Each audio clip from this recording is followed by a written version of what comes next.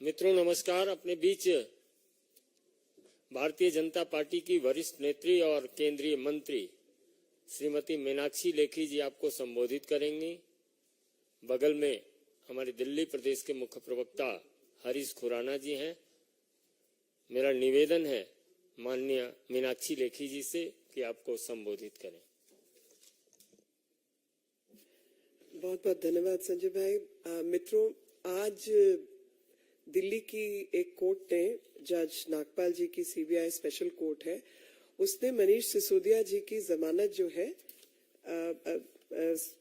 High court ने आज सिसोदिया जी की जो जमानत है वो रिजेक्ट की गई है। और इससे पहले जो है वो ट्रायल कोर्ट ने भी रिजेक्ट की थी। और मुझे बार बार एक कहावत याद आ रही है, वह कि अगर बाढ़ ही खेत को खाने लगे तो खेत क्या करेगा।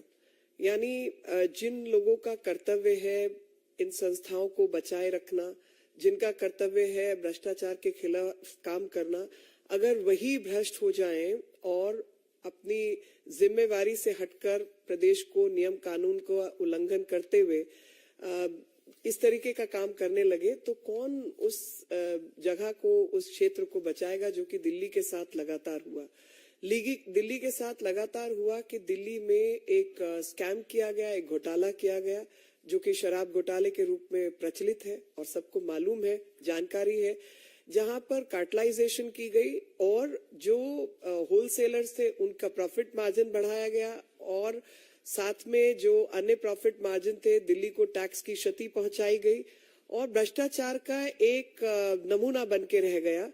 और जिसमें सप्लीमेंट्री चार्जशीट भी दाखिल हुई है और कोर्ट की ऑब्जर्वेशन भी है कि जो एलिगेशंस है, वो जो इनके खिलाफ जो दस्तावेज हैं, बाकी चीजें, वो बहुत सीरियस हैं। और इसमें एक पब्लिक सर्वेंट, यानी जो समाज, पब्लिक सर्वेंट एक टेक्निकल लीगल डेफिनेशन है और डेप्यूटी चीफ मिनिस्टर का ऑफिस जो है वो इतना महत्वपूर्ण ऑफिस है जो खुद भ्रष्टाचार में लिप्त पाया गया। और जो एप्लीकेंट है वो एक पावरफुल व्यक्ति है और जो एक्साइज पॉलिसी का सूत्रधार है वो यही व्यक्ति है। और इन्होंने लगातार ये कुछ भी ऐसी हरकत कर सकते जहां पे विटनेसेस को इन्फ्लुएंस करने का काम है और तमाम तरीके की जो गैर नियमित चीजें होती हैं, खरीद फरोख्त, वो ये कर सकते हैं। और इस कारण से एक्साइज पॉलिसी के केस में इनकी जो जमानत है उसको रिजेक्ट किया जाता है। ये आज का ऑर्डर है। साथ ही एक आध दिन पहले, 2 दिन पहले बल्कि मैं कहूंगी, 27/5 को एक सप्लीमेंट्री चार्जशीट भी दाखिल की गई है कोर्ट में। और उस सप्लीमेंट्री चार्जशीट के अंदर पैरा 16.13 16.13 है। द इन्वेस्टिगेशन हैज रिवील्ड कि हिंदी में पढ़ देती हूँ कि इन्वेस्टिगेशन में ऐसी चीजें सामने आई कि जो ग्रुप ऑफ मिनिस्टर्स हैं उन्होंने 12% होलसेल का प्रॉफिट मार्जिन बढ़ाना है L1 लाइसेंसी के लिए, उसकी कोई डिटेल प्रस्तुत नहीं की गई। और ग्रुप ऑफ मिनिस्टर की जो रिपोर्ट है उसको एक्साइज डिपार्टमेंट से मांगना था, वो नहीं लिया गया। और यहाँ तक कि अरवा गोपी कृष्णा जो एक्साइज कमिश्नर बने 5 मार्च 2021 को, उनको इस ग्रुप ऑफ मिनिस्टर्स की मीटिंग में बुलाया तक नहीं गया। तो ये जो अरविंद जी और जो स्टेनो है उन लोगों के बयानों से ये मैच करता है। सर्च कंडक्ट की गई और उस सर्च के दौरान जो कंप्यूटर सीज किए गए, हार्ड डिस्क लिए गए, उनमें से इमेज को फोरेंसिक जांच के लिए रखा गया। और पाया गया कि जो nearly final draft group of ministers की रिपोर्ट थी, जिसके पहले पेज पर लिखा हुआ था कि डाटा नीडेड, जिसमें कई सारे पॉइंट्स थे और उनमें रिक्वायर्ड था सिसोदिया जी ये सब जानकारी प्राप्त करें और उनका नाम भी मेंशन था। और ग्रुप ऑफ मिनिस्टर की रिपोर्ट में एक प्रोविजन था कि 5% जो है मिनिमम डिस्ट्रीब्यूशन फी जो है होलसेलर L1 लाइसेंस के लिए, और जिसके ऊपर कोई कैप नहीं होगी, इंडिविजुअली फिक्स करने की बात हुई। और जो डिस्ट्रीब्यूटर्स हैं उन्हीं को चूज किया गया, और जो 100 करोड़ का जो काम था उसको 5 साल 500 करोड़ के लिए उसको बढ़ाया गया। इसी प्रकार से बजट को लेकर जो स्टोरेज डिवाइस है उसने भी जांच पड़ताल की, और रिवाइज्ड ड्राफ्ट जो ग्रुप ऑफ मिनिस्टर्स का है उसको पेश किया गया। और सी अरविंद और सुनील सिंगल जो टाइपिस्ट हैं उनके कहे जो उनका बयान है उसके अनुसार पाया गया कि ये 10:28 पर ये काम हुआ, क्योंकि उन्होंने अपने बयान में कहा कि ये 10:30 के आसपास की बात है, तो 10:28 पर ये हुआ जो फोरेंसिक रिपोर्ट में सामने आया। और सी अरविंद ने अपने बयान में कहा, 164 का जो इन्होंने बयान रिकॉर्ड करवाया था उसमें इस बात को रिवील किया कि 5% से 12% तक जो है उसको बढ़ा दिया गया, और जो EDP प्लस इम्पोर्ट फी थी, और साथ में जो L1 लाइसेंसेस जिनका टर्नओवर जो है उसको एलिजिबिलिटी क्राइटेरिया वगैरह 100 करोड़ से 500 करोड़ हर साल का कर दिया गया फॉर द पास्ट 5 years। ये कंडीशंस को बदला गया। इसी तरीके से और नाम आए 20/5/2021 को और 21/5/2021 को एक्यूज जो है साउथ ग्रुप वाले अभिषेक बोनीपल्ली, अरुण आर पिल्लई, बुच्ची बाबू गोरंतला अलॉन्ग विद शरद रेड्डी, इन्होंने ये दिल्ली चार्टर्ड प्लेन से आए। एक मीटिंग गौरी अपार्टमेंट में हुई और उसमें एक्यूज विजय नायर भी मौजूद थे, और साथ में अमनदीप सिंह ढल और अर्जुन पांडे, जहां पर इस कॉन्स्पिरेसी को इजाद किया गया, हैच किया गया।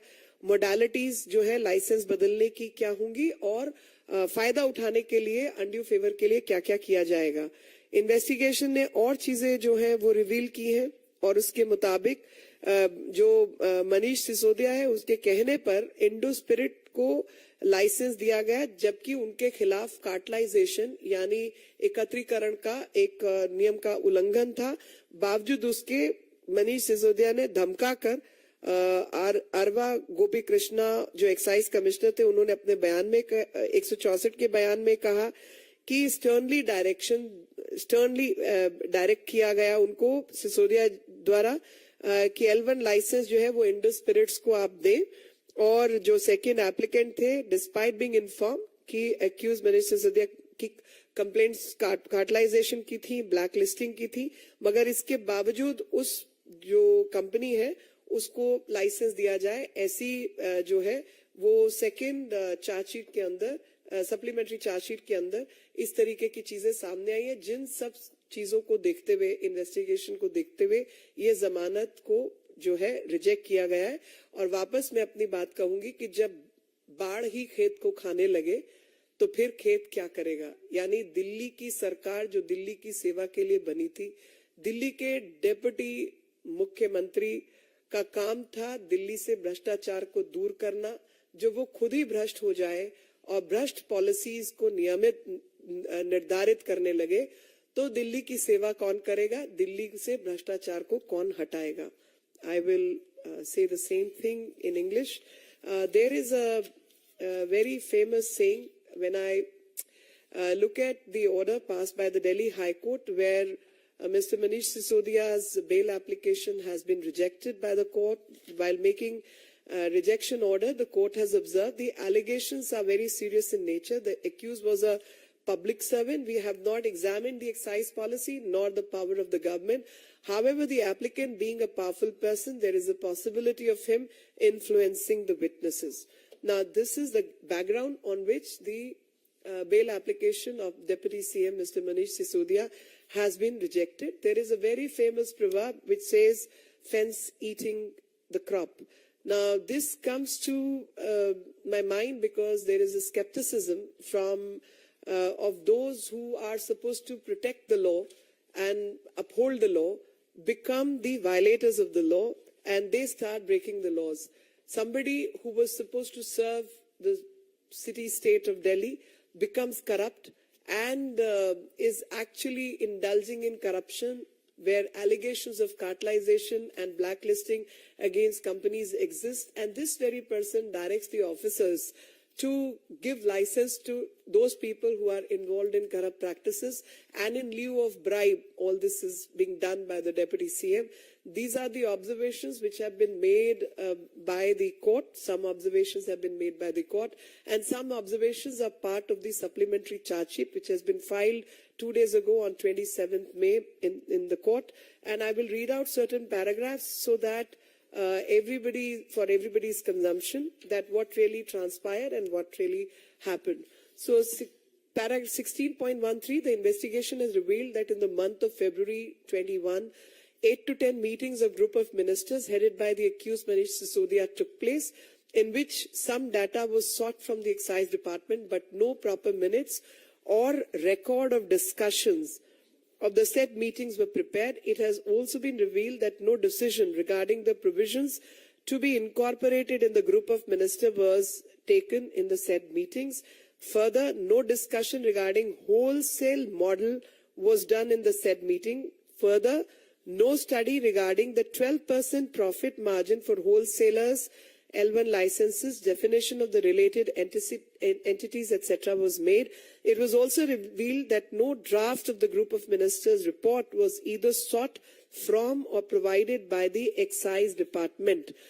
Even Shri Arva Gopi Krishna, who became the excise commissioner on 5th March 21, was never invited to any group of ministers meeting, nor did he attend any such meeting.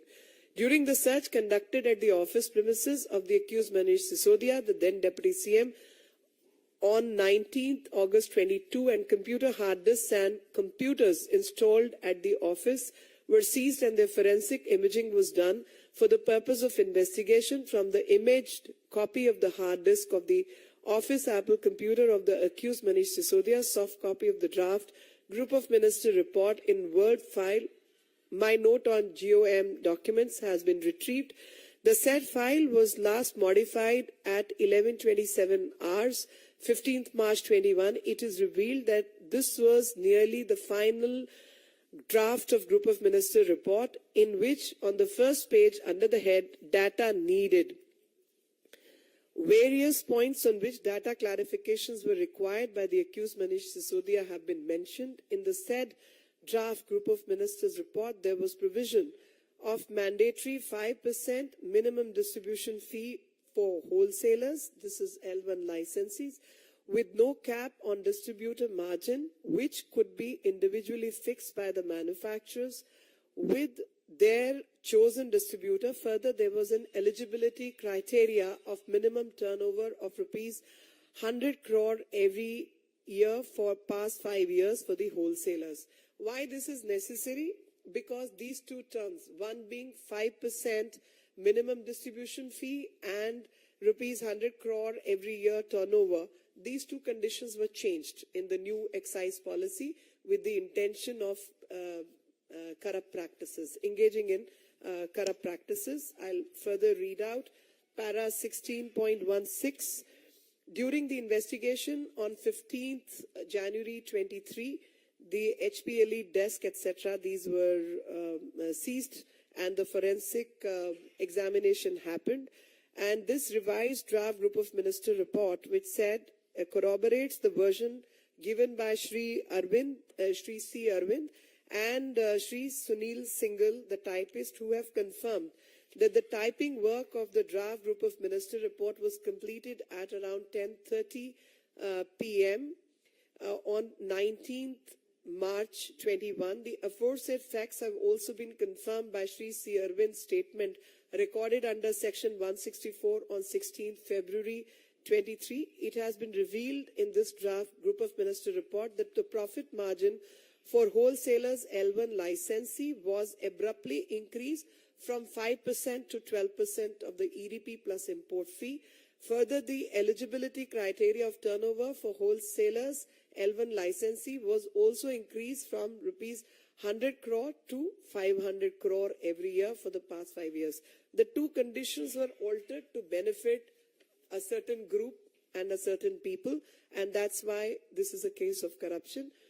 Para 16.20, it says it is also revealed that during the period of 20th May 21 and 21st May 21, the accused persons of South Group, namely Abhishek Bonipalli and Arun R. Pillai and Buchi Babu Gorantala, along with Sharath Reddy, had travelled to New Delhi in chartered plane and held a meeting at Gauri apartment near Claridge's Hotel, New Delhi on 21st May 21, with the accused Vijay Nair, along with other accused persons Amandeep Singh Dhal and Arjun Pandey, where the criminal conspiracy was hatched regarding modalities for obtaining pecuniary advantage in return of undue favour caused in excise policy.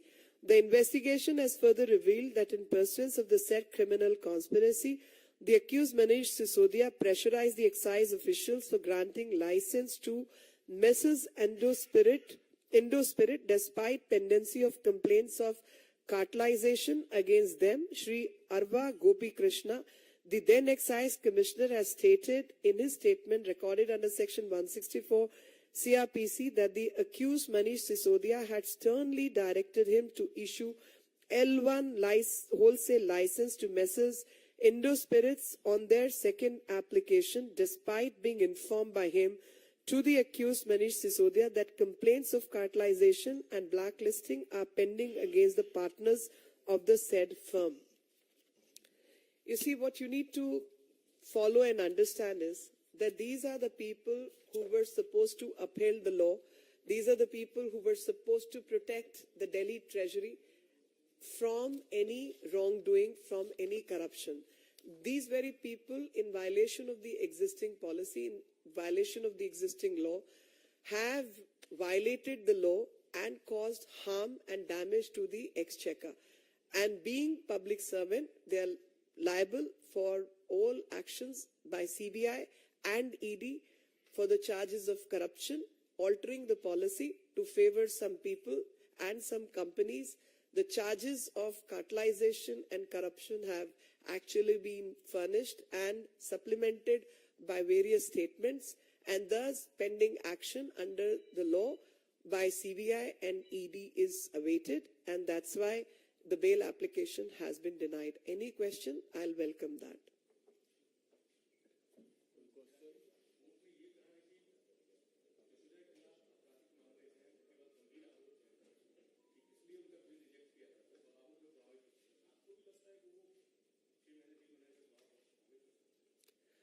देखिए, बाहर होंगे तो हिम्मत बढ़ती है और बाहर रहकर हिम्मत बढ़ती है, और जो इनके रिसोर्सेस हैं, जाहिर तौर पर जेल में रहेंगे, भले ही कई किस्म का भ्रष्टाचार आप लोगों ने और हमने पाया है सत्येंद्र जैन के मामले में कि कैसे उनको फोन की एक्सेस जो है दी हुई थी जेल के अंदर भी, लेकिन फिर भी जो इन्फ्लुएंस करने की ताकत है वो कहीं ना कहीं थमती तो है जब व्यक्ति जेल में होता है, क्योंकि फोन की एक्सेस, लोगों से मिलने की एक्सेस, जिनको डायरेक्शन देनी है उसकी एक्सेस, इन्वेस्टिगेशन इन्फ्लुएंस करने की एक्सेस, और तरीके के भ्रष्टाचार में लिप्त होने की एक्सेस, और साथ में डिस्ट्रक्शन ऑफ एविडेंस की जो एक्सेस है वो कहीं ना कहीं कम होती है।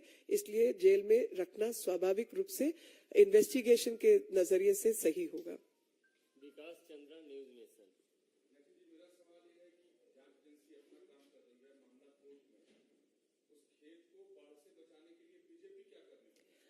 देखिए, उस खेत को बाढ़ से बचाने के लिए बीजेपी का लगातार प्रयास है। लोगों के अंदर जन चेतना अभियान भारतीय जनता पार्टी की तरफ से चल रहा है कि जिस प्रकार से ये लोग सत्ता में आए और सेवा की जगह इन्होंने भ्रष्टाचार का रुख किया, वो जनता तक संदेश पहुंचाना लोकतंत्र में स्वाभाविक रूप से अनिवार्य है और हम वो काम करें। बाकी जो लोग इस पद पर बैठे हैं और उनको भ्रष्टाचार के खिलाफ जो कार्रवाई करनी है, दिल्ली के जो अफसर हैं, विजिलेंस के इंचार्ज है, चीफ सेक्रेटरी आदि लोग हैं, लेफ्टिनेंट गवर्नर है, तो वो उन रिपोर्ट भी दाखिल कर रहे हैं और कार्रवाई की कोर्ट कचहरी के द्वारा मांग भी कर रहे हैं, और साथ ही सीबीआई और ईडी के जो दफ्तर है वो इन पे कार्रवाई कर रहे हैं, जिसमें कोई राजनीतिक हस्तक्षेप नहीं हो सकता। तो हम कोई राजनीतिक हस्तक्षेप नहीं कर सकते, लेकिन हाँ, जन चेतना और जन जागरण का काम भारतीय जनता पार्टी कर रही है।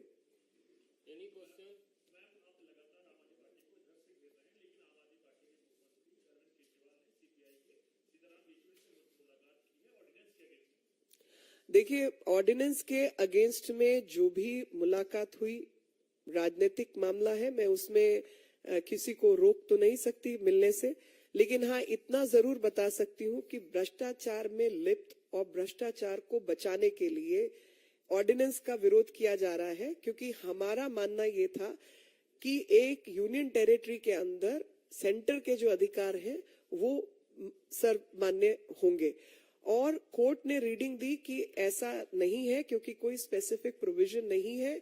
अगर केंद्र सरकार कोई स्पेसिफिक नियम कानून लाना चाहती है तो वो ले आए, पर एग्जिस्टिंग लॉ के अंदर ये अधिकार नहीं है, और इसलिए उन्होंने दिल्ली सरकार के पक्ष में निर्णय दिया।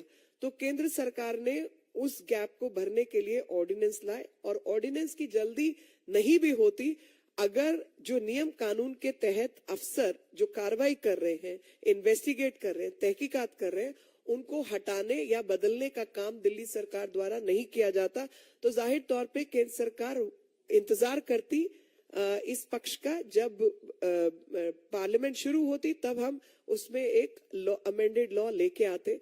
लेकिन क्योंकि इन्होंने तुरंत अगले ही दिन इस फैसले के आते ही तुरंत भ्रष्टाचार के खिलाफ लगे हुए अफसरों के तबादले करने शुरू कर दिए, तो उस जल्दबाजी में जो इन्होंने काम किया, उनको देश के हित में, प्रदेश के हित में केंद्र सरकार को ऑर्डिनेंस लाना पड़ा।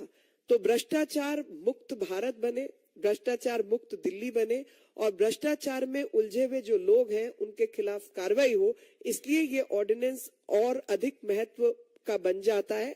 और ऐसे समय पर जो भी लोग ऑर्डिनेंस के पक्ष में खड़े हुए दिखाई देंगे, वो जाहिर तौर पर दिल्ली की जनता, देश की जनता की नजर में भ्रष्टाचार के पक्ष में खड़े हुए भ्रष्टाचारी ही दिखाई देंगे।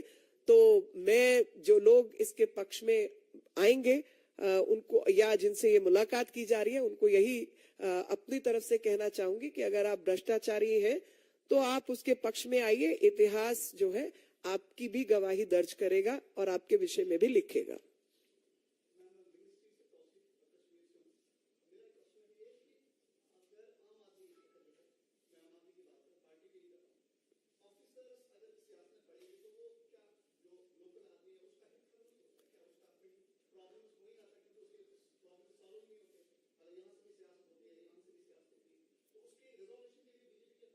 आपका नजरिया थोड़ा सा सुधारने की जरूरत है, क्योंकि अफसरों का काम होता है भ्रष्टाचारियों को पकड़ना। अगर पुलिस भ्रष्टाचार के खिलाफ कार्रवाई नहीं करेगी तो आप और मैं करेंगे क्या? आपका काम रिपोर्टिंग है, आप अपना काम रिपोर्टिंग कीजिए, मेरा काम आप तक बात पहुंचाना है, मैं अपना काम करूंगी। लेकिन जिनका अधिकार है एफआईआर दर्ज करने का, इन्वेस्टिगेशन करने का, ईडी के खिलाफ कार्रवाई कर, ईडी में कार्रवाई करने का, भ्रष्टाचारी तंत्र को पकड़ने का, वो अपना काम नहीं करेंगे तो वो संविधान और कानून के खिलाफ होंगे। इसलिए उनको अपना काम करना जरूरी है। सियासतदानों का काम है, जो कि मैं कर रही हूँ या आम आदमी पार्टी कर रही है।